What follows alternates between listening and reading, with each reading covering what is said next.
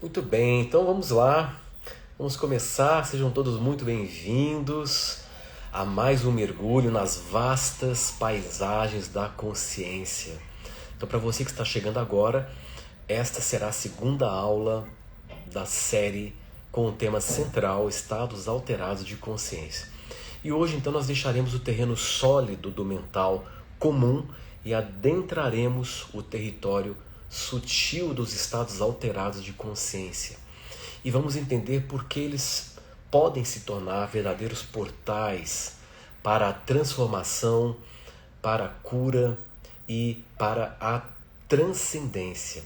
Então, antes de começar, nós já liberamos o primeiro e-book da nossa websérie que foi enviado no grupo dos super interessados. Então, para você que ainda não entrou no grupo dos super interessados, basta você clicar aqui no link da bio, ou para você que está assistindo esta aula na máquina do tempo do YouTube no futuro, basta clicar no link do descritivo desse vídeo. Então nós liberamos o primeiro e-book, ficou realmente incrível, eu tenho certeza que vocês vão apreciar.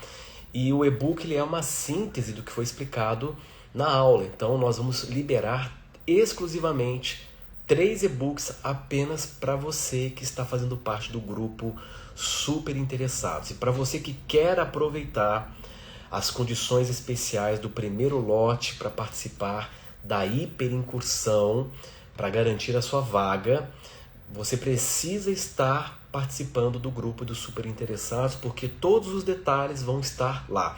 E nós recebemos mensagens de muitas pessoas que não estavam conseguindo entrar.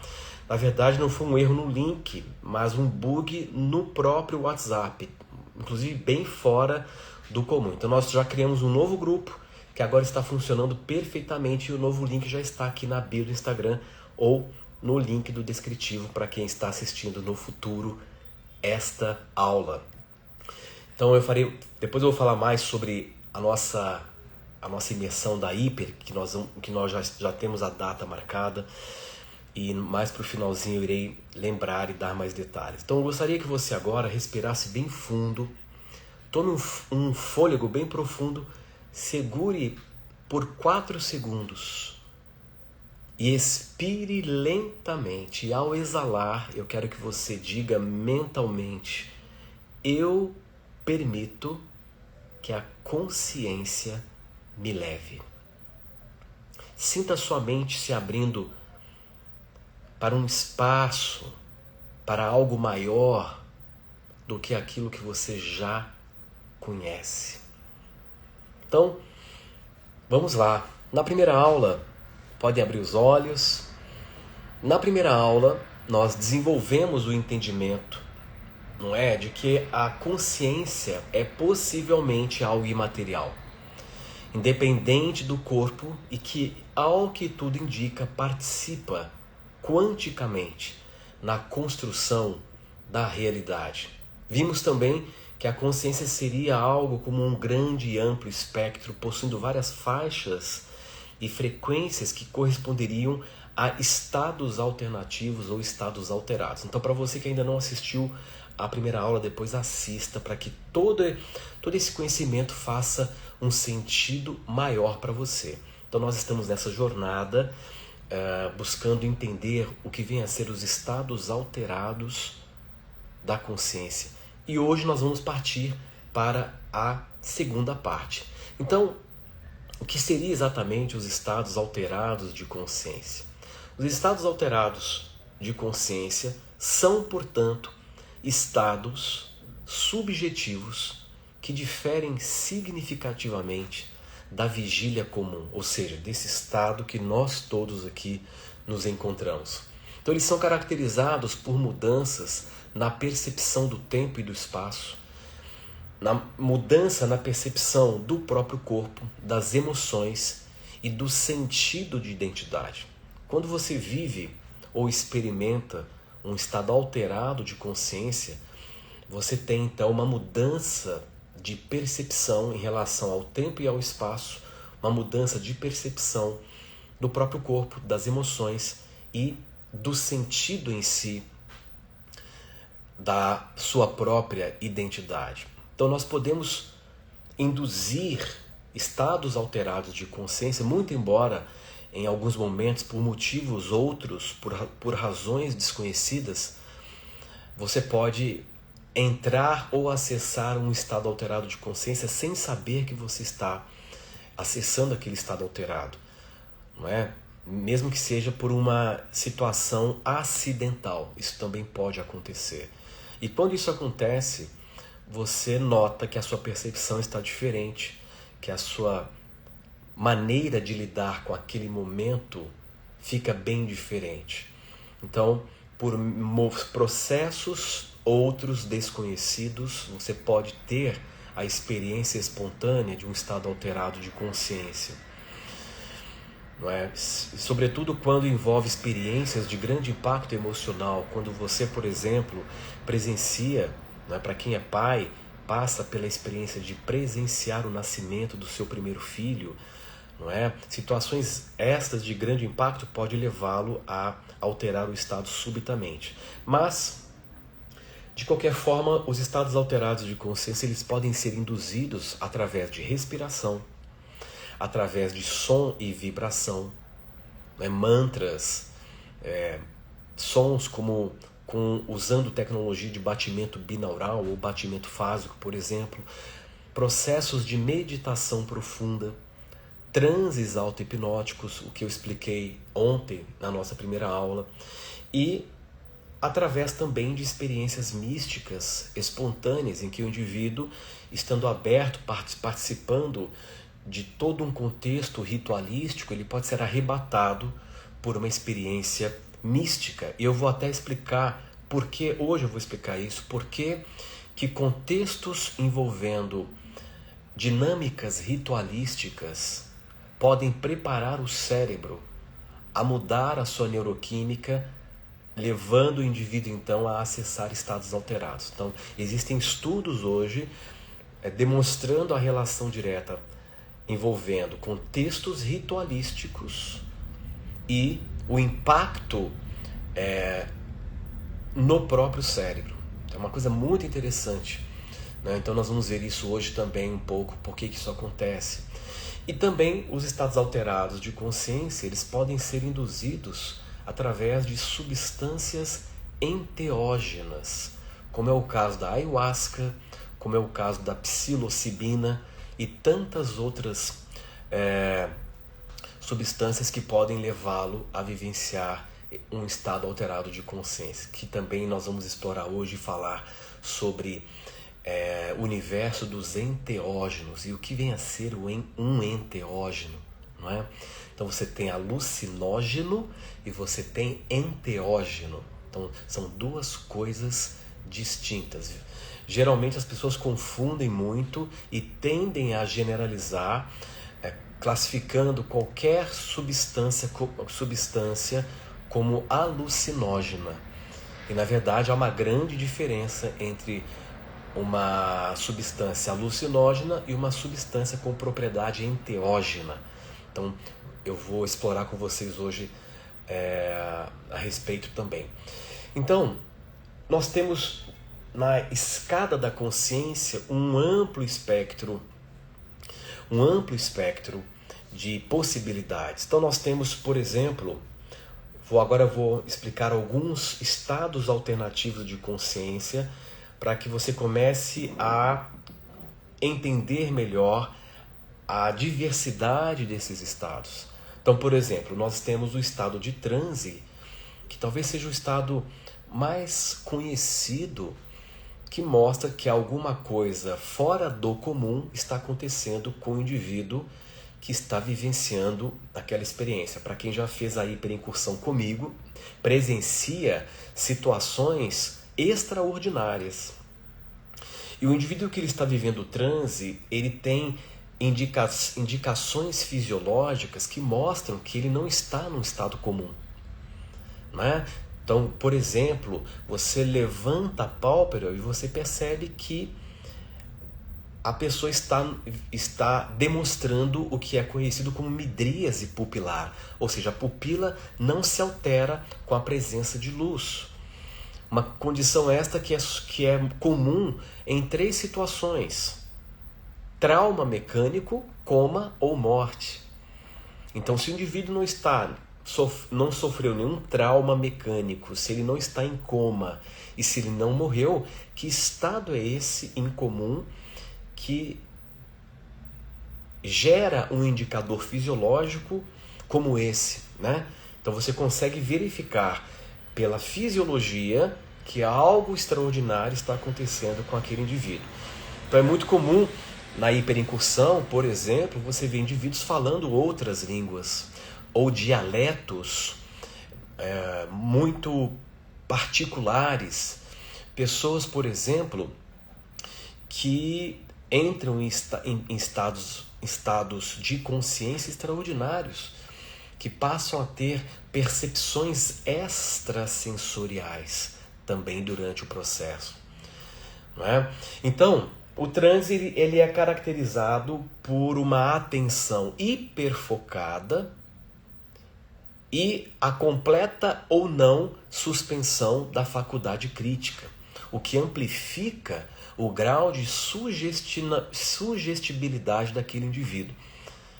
Né? Por isso que nos estados de transe você tem as condições ideais para realizar com sucesso verdadeiras reprogramações, porque não há a influência direta da faculdade crítica. Então você tem geralmente uma frequência cerebral predominante da ordem de 4 a 7 Hz, quando se trata de frequência cerebral. Ou seja, o transe ele acontece geralmente na faixa de frequência que abrangeria o estado conhecido como estado θ, baseado em ondas θ. Então, o transe ele tem uma variação desde a hipnose terapêutica até um processo de relaxamento guiado profundo. Né? Todos nós experimentamos um momento de transe. Um momento de transe. No nosso dia a dia é muito comum nós entrarmos em transe sem saber que estamos em transe. Então eu vou compartilhar para você um dado que é surpreendente. Segundo os estudos, o que foi constatado é que a grande maioria das pessoas vive o transe 90% do tempo. Então você está boa parte do seu tempo em transe sem saber que você está e vivenciando por momentos fugazes um estado de mais consciência desse instante. Né?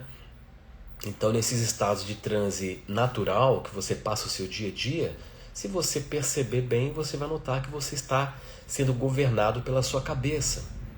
Naqueles momentos em que você fala que você estava distraído, imerso nos dramas, nas fantasias da sua própria cabeça, você estava então sem a percepção direta do ambiente. Boa parte das pessoas vive assim, vive sem estar percebendo o que está acontecendo ao seu redor. Então o indivíduo está atravessando a rua e de repente a rua desaparece, ele não ouve mais som de carro e ele está ali então imerso num mundo paralelo, até que ele ouve um som de uma buzina gritante que faz ele voltar e sair dessa ciclagem de transe. Ele fica ciclando em diferentes níveis de transe e ele então toma um susto e fala: nossa, eu estava longe. Esse eu estava longe já se configura como um estado alterado de consciência. Interessante, né? Poucas pessoas sabem disso. 90% do tempo você está ciclando em níveis de transe. Nós teríamos também o conhecido estado de flow, em que as pessoas fazem coisas extraordinárias. Então você tem atletas de alta performance, indivíduos que se tornam geniais na sua atividade, seja um jogador, um golfista, seja um outro atleta, seja um músico que relata que naquele momento ele está tão conectado com aquela ação que por um momento desaparece na sua percepção aquele que está realizando a ação, restando apenas a ação em si, o que é também conhecido como estado de verbo. O indivíduo se torna a ação, o agir, né? Ele é o agir, ele é o atuar. Então é um estado interessantíssimo de mente hiperconectada, não é? E o corpo está em perfeita ação integrada. Então o estado de flow, ou estado de fluxo, é um estado de mente interconectada e corpo em ação integrada. Geralmente o estado de flow ele acontece numa frequência de alfa e low beta, ou seja, beta baixo, da ordem de 8 a 15 Hz.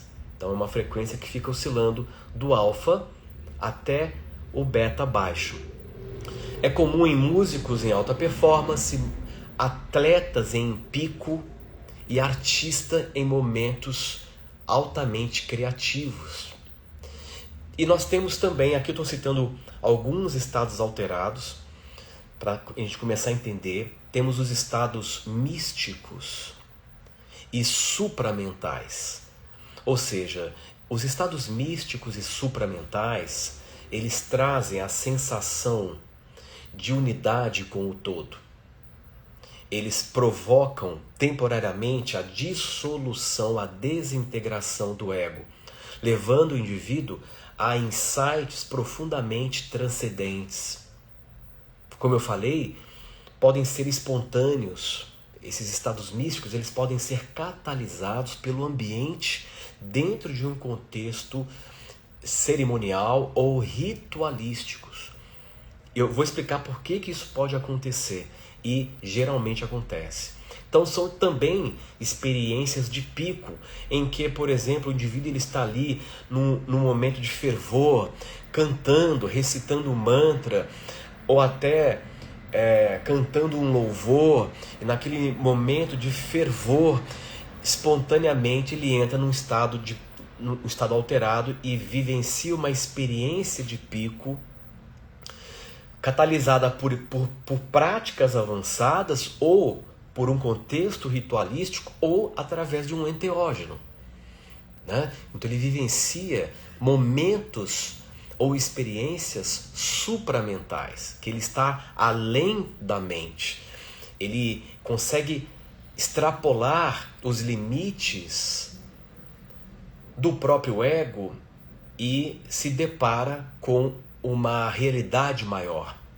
Geralmente as frequências cerebrais relacionadas com os estados de êxtase espiritual ou de momentos místicos envolvem frequências muito mais altas no cérebro, frequências gama, podendo também envolver frequências hipergama, e aí nós estamos falando de frequências que podem variar de 30 a 100 Hz. E hoje nós vamos conhecer também frequências pouco conhecidas e que estão sendo estudadas pela ciência, como é o caso da frequência epsilon e a frequência lambda. Frequência lambda é uma frequência que ela pode chegar a 200 Hz. O indivíduo ele pode estar num estado alterado de consciência, muito avançado, em que o seu cérebro opera a partir de frequências com predomínio de frequências lambda, que pode chegar a 200 Hz. Então são frequências avançadíssimas. Então vamos conhecer algumas dessas frequências. Frequência gama de 30 a 100 Hz. Frequências gamas, elas estão profundamente ligadas a processos avançados ou elevados de cognição, estados de consciência expandida e, o curioso, estados em que o indivíduo manifesta compaixão intensa.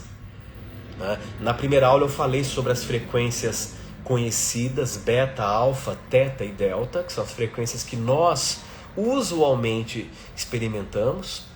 Inclusive durante o sono você vivencia estados alterados naturais, como é o estado de sonho e o estado de sono profundo, né? Que também envolve estados alterados que nós estamos vivenciando normalmente. Mas essas frequências mais avançadas, como é o caso da gama, que pode abranger de 30 a 100 Hz, geralmente monges budistas treinados produzem picos de ondas gama durante meditações profundas. Então os efeitos do predomínio de ondas gama no cérebro envolve uma maior sincronicidade neural e a sensação de superconsciência. Nós temos também a frequência cerebral conhecida como hipergama, que estaria dentro da faixa de 100 a 200 Hz. Então, é uma frequência rara que ela é detectada em estados extremos de insight e êxtase espiritual. Geralmente, indivíduos iluminados que conseguiram transcender permanentemente o ego, eles tendem a ter um predomínio de frequências hipergama, de gama a hipergama, que é a frequência que lhe dá a percepção de unidade com todas as coisas. O indivíduo que ele tem e já está estabelecido, por exemplo, na calibração 500, que é amor dentro da escala Hawkins, ele certamente tem o predomínio de frequências hipergama, não é? Para ter condições de ser o veículo de um sentimento tão puro e profundo como é o amor. Então, essa frequência hipergama, geralmente ela está ligada a picos de altíssima criatividade e descargas de iluminação súbita, quando não de iluminação permanente. E aí entramos na frequência epsilon. Frequência epsilon, olha que coisa incrível. A frequência epsilon, ela estaria numa faixa envolvendo meio hertz até 0 hertz. Ou seja, o indivíduo está num estado em que o cérebro dele está apresentando pouquíssima atividade ou nenhuma atividade.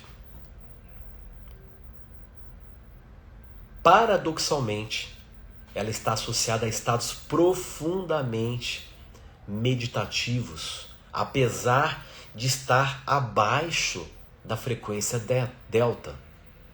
Então, a frequência epsilon é uma frequência abaixo da frequência delta, que já é uma frequência profundamente baixa.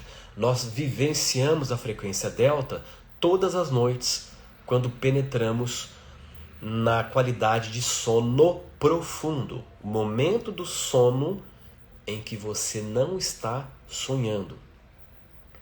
Então, a frequência epsilon, ela está associada à quietude extrema da consciência, a um estado profundo de paz, comuns aos mestres avançados que experimentam o samadhi profundo.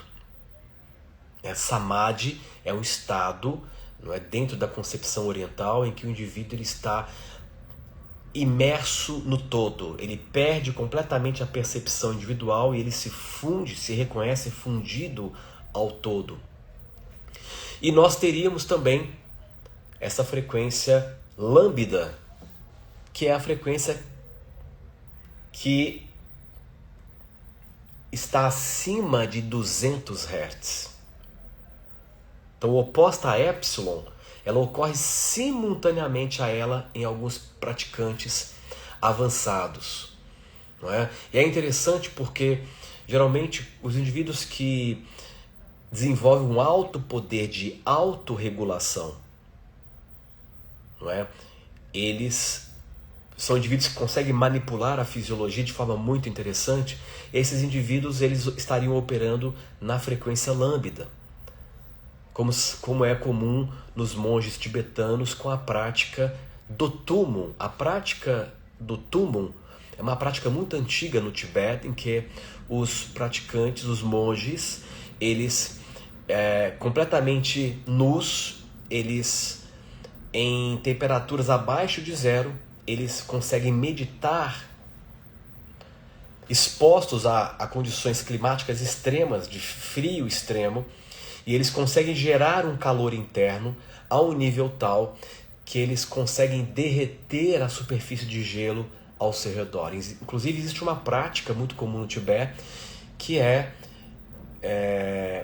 deles sentarem e eles são enrolados em lençóis gelados e eles secam esses lençóis gelados, gerando esse túmulo, esse calor interno.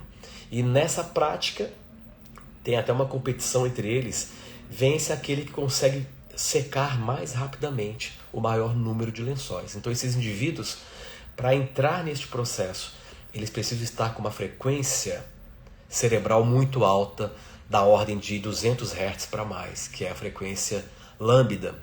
E há também na Índia, é muito comum, yogis que conseguem provocar um estado completo de animação suspensa. Eles param o coração, diminuem a frequência cerebral a um nível tal em que não há praticamente atividade e ficam num estado de animação suspensa, como se estivessem com o corpo desligado. Então, nesses casos, o indivíduo precisa dominar a capacidade de praticamente parar a atividade cerebral. E aí entraria as frequências lambda.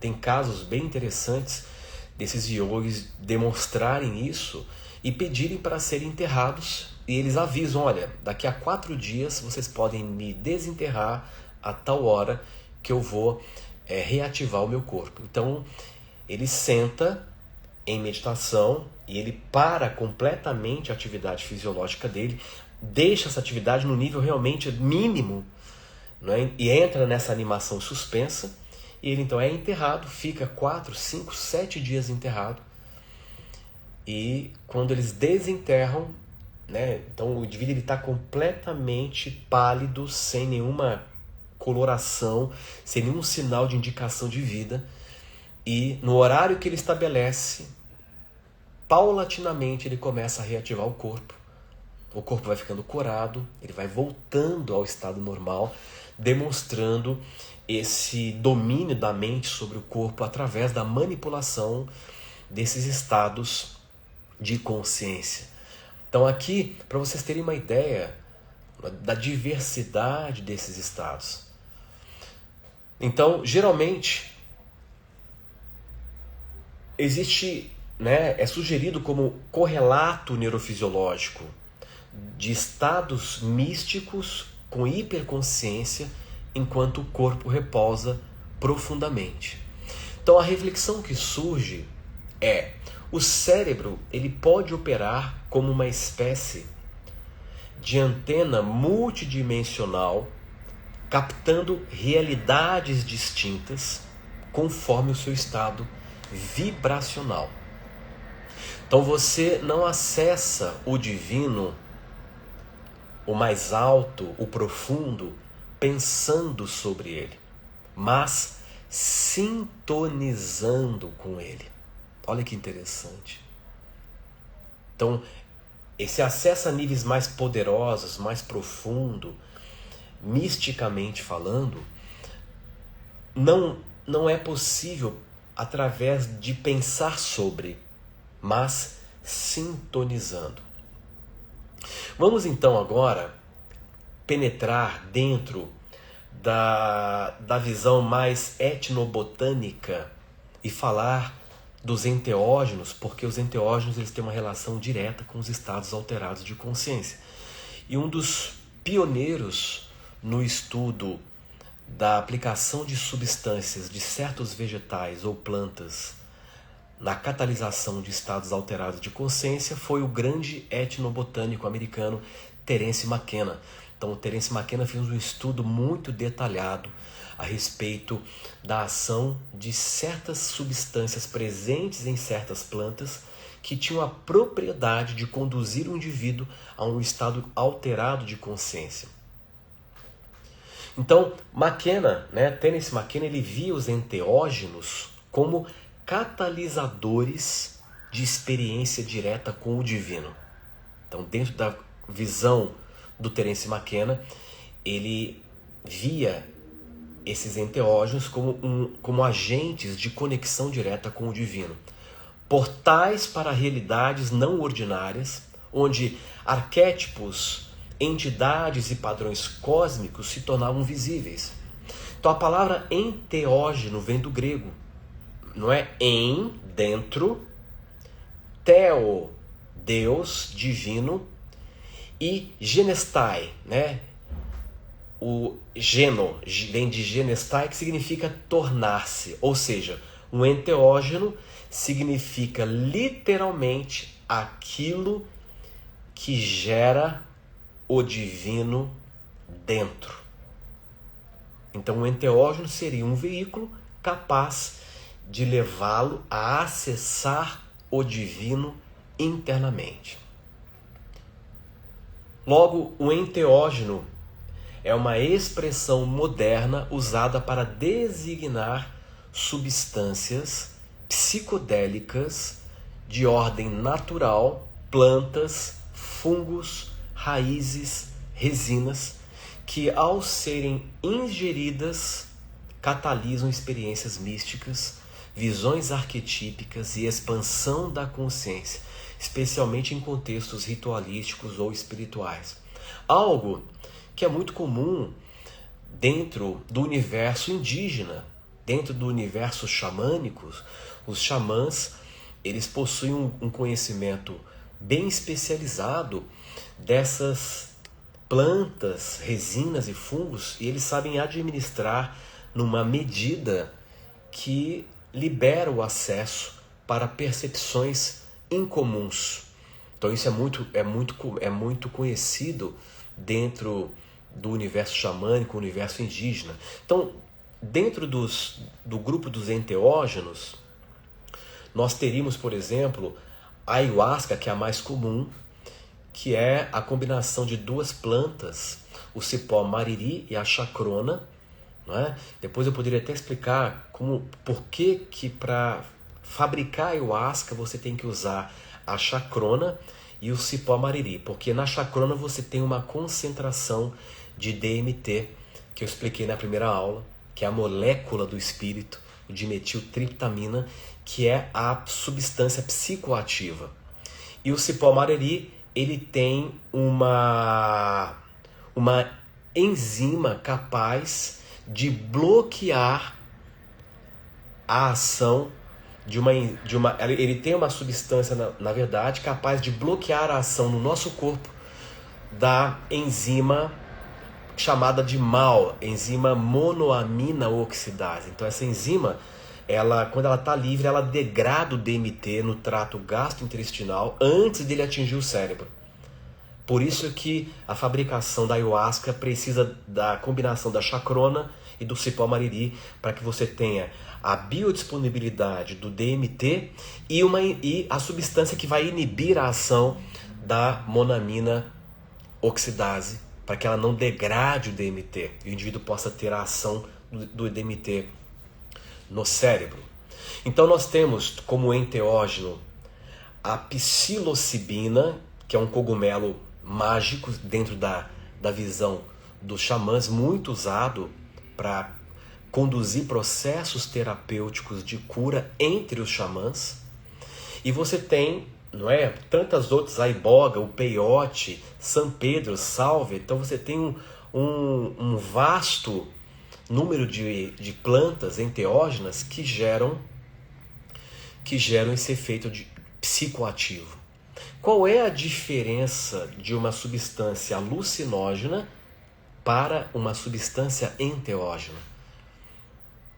Né? Está na concentração do DMT, que é uma substância que nós produzimos, inclusive. Ao que tudo indica, pela glândula pineal. Quando você, por exemplo, participa da hiperincursão, que é o processo de transe que eu aplico, você tem a hiperestimulação neurológica levando à liberação natural endógena do DMT no seu cérebro. O que vai te levar a um aumento do processamento neural e ao acesso a realidades ou percepções alternativas. Então a diferença de uma substância alucinógena e enteógena está exatamente na concentração do DMT. uma substância, para ser considerada alucinógena, ela tem que ter pelo menos 20% de concentração do DMT. Não é? Para vocês terem uma ideia, a ayahuasca ela tem 0,02% de concentração de DMT. Então a ayahuasca não é uma substância alucinógena, ela é uma substância psicoativa, é um enteógeno. Inclusive ela tem pouquíssima concentração de DMT em relação a outras substâncias que tem de 20% para cima. Inclusive, a ayahuasca ela foi retirada da relação de substâncias alucinógenas, né, da lista da lista que são classificadas as substâncias alucinógenas. A ayahuasca não está dentro dessa classificação, certo? Então é uma substância psicoativa, ela acelera certos centros do cérebro, geralmente centros ligados a conhecimento e, se não me engano, memória, tá?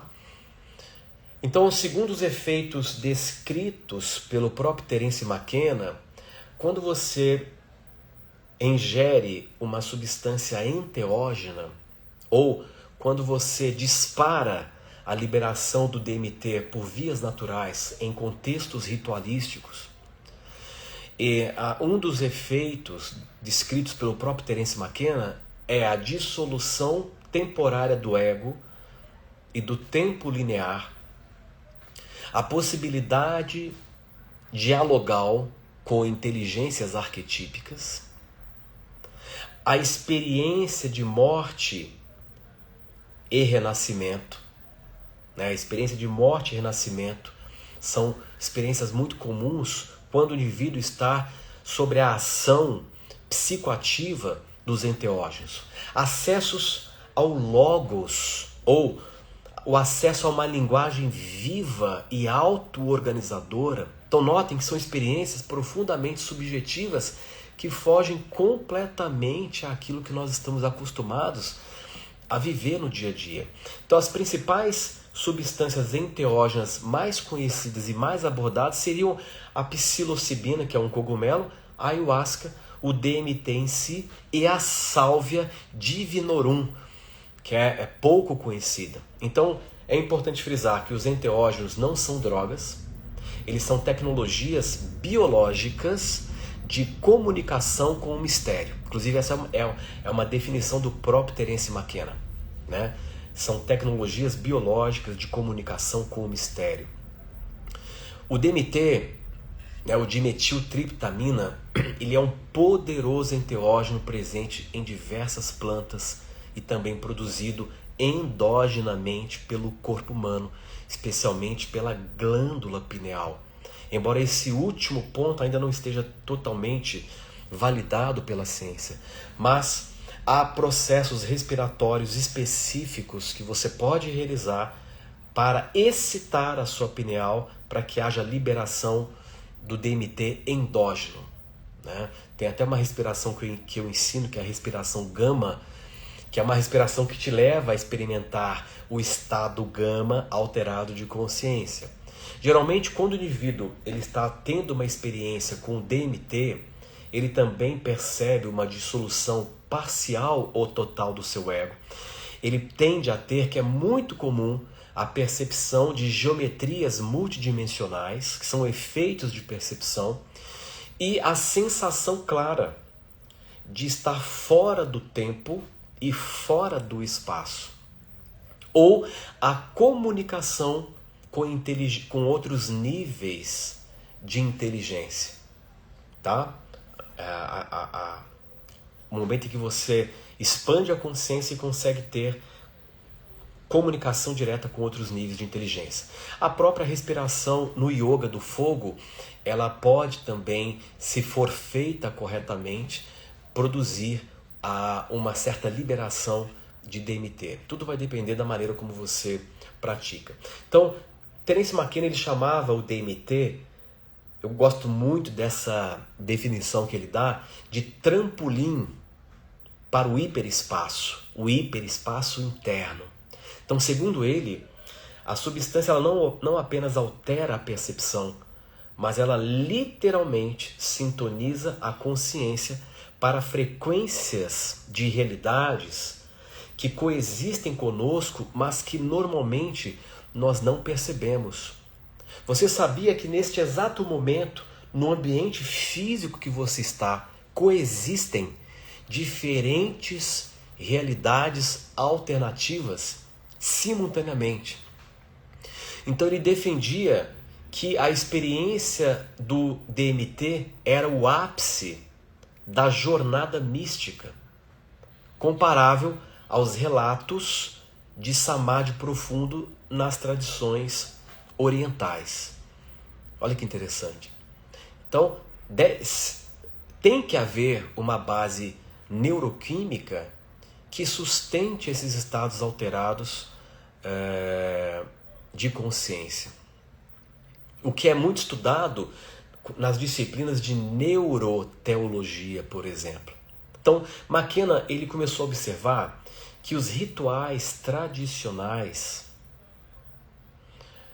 seja rituais religiosos, com todo o processo litúrgico, os rituais tradicionais xamânicos, com música, a batida do tambor, a respiração, as danças propostas, não são apenas culturais. São mecanismos neuropsicológicos que preparam o cérebro para a liberação de DMT internamente.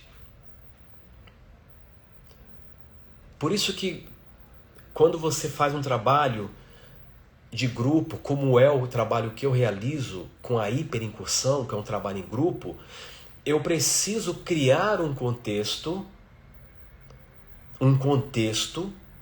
e esse contexto ele envolve uma série de sensibilizações, como num processo ritualístico, para que esse contexto estabelecido funcione como um mecanismo neuropsicológico na preparação do cérebro para que haja então a excitação da glândula para a liberação do DMT, que será então o agente químico que irá abrir e sustentar as portas da percepção.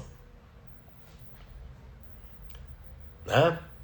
Então, é algo extremamente importante. Então, esses rituais, eles ativam o sistema límbico, que é exatamente o sistema que rege o processo emocional no ser humano, e eles ativam também a glândula pineal. Então eles promovem a ativação do sistema límbico, a ativação da glândula pineal, levando o indivíduo a um estado de intensificação emocional, promove a hipóxia intermitente leve através da respiração controlada, o que também estimula os estados alterados e induzem uma espécie de ressonância cerebral e coerência, facilitando as descargas neuroquímicas não comuns, né? Então a cultura tradicional, ela entende que a música, a intenção e o ritmo criam um campo que sintoniza o cérebro com o mistério. Então o DMT, ele não é apenas fumado, ele é chamado quando o espaço interno está limpo e receptivo. Isso segundo a visão do Terence McKenna. Então, dentro do que foi exposto, hoje aqui nós exploramos mais sobre esses estados alterados de consciência que são pouco conhecidos. Então eu fiz questão de enfatizar e mergulhamos um pouco nesse universo dos enteógenos para entender um pouco da psicodinâmica dessas substâncias que agem de uma forma psicoativa no nosso cérebro para dar o acesso a outros níveis de consciência. Então, dentro do que está sendo exposto, muito do que eu estou colocando aqui tem uma conexão direta com a a nossa vivência em grupo da hiperincursão. E para lembrar vocês, só para quem não está sabendo, nós já estamos com a agenda para a hiperincursão, que vai acontecer nos dias 23 de agosto e dia 24 de agosto, sábado e domingo. Tanto a primeira fase quanto a segunda fase. Então é um local que fica próximo do aeroporto de Congonhas, em São Paulo, capital, né, para facilitar o acesso para quem vem de outros estados ou até de outros países. Então a nossa imersão da hiperincursão é exatamente uma imersão transformadora, profundamente espiritual, na qual nós criamos esse contexto específico para que você se prepare, para que o teu cérebro se prepare, para que você entre numa outra frequência, numa outra química interna, para que você então tenha esses acessos, não é? E se abra para o teu processo de cura. Né? Por que nós já estamos com essa data estabelecida para agosto? Para que as pessoas tenham um tempo de se organizar, principalmente as pessoas que vêm de outros países. Né? Então a logística é diferente e também é diferente para quem vem de outro estado. Então, para você que quer participar, é importante que você clique aqui no link da bio do grupo dos super interessados, porque os detalhes vão ser disponibilizados lá no nosso grupo. E para você que quer ter acesso ao primeiro lote com valor especial, né, é importante que você participe do grupo. Nós sabemos que quando a gente abre as inscrições para a Hiper, se esgotam rapidamente em poucos dias, né, porque são vagas limitadas. Eu trabalho no máximo com um grupo de 40, no máximo 50 pessoas por causa do espaço físico, não é? Que nós precisamos. Então nós temos aí realmente vagas limitadas. E para você que não está sabendo, nós já estamos com o e-book da primeira aula disponível e já está sendo enviado no nosso grupo. Então vamos juntos. Se isso ressoou com você, entra no grupo agora, acesse os conteúdos exclusivos e comece a se preparar para uma experiência que não se explica, se vive. Então, eu queria fechar esse nosso encontro de hoje sugerindo um breve exercício. Então, feche os seus olhos agora, respire profundamente e solte o ar, solte o seu rosto, o seu semblante. Apenas não faça nada. Apenas relaxe por um momento. Sem a obrigação de ter que sentir alguma coisa, sem a pretensão de ter que acreditar ou se convencer. Eu quero que você apenas se mantenha solto dentro de você. E aos poucos, visualize uma espiral de luz subindo da base da coluna até o topo da cabeça. Uma luz branca que ela sobe da base até o topo da cabeça. No topo, você então visualiza uma esfera de luz que pulsa com altíssima frequência. Sinta-se conectado com a consciência do todo, com a consciência cósmica. Sua atenção está nessa esfera de luz pulsante que vibra em uma frequência altíssima. E aos poucos, imagine que você se funde a essa esfera de luz que vibra numa frequência muito alta. E por um instante você se desprende do seu envolvimento com o corpo, com o ambiente, com o tempo. E por um instante você é esta frequência que pulsa num espaço infinito.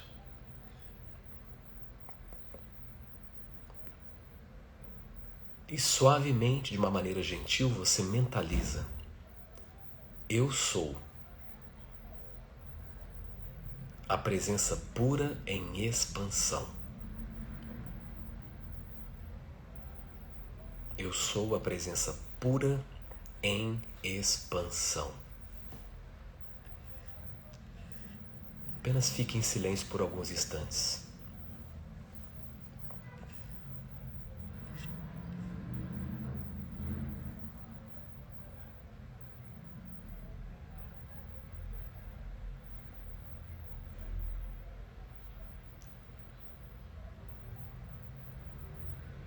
Vai abrindo os olhos com calma, vá voltando.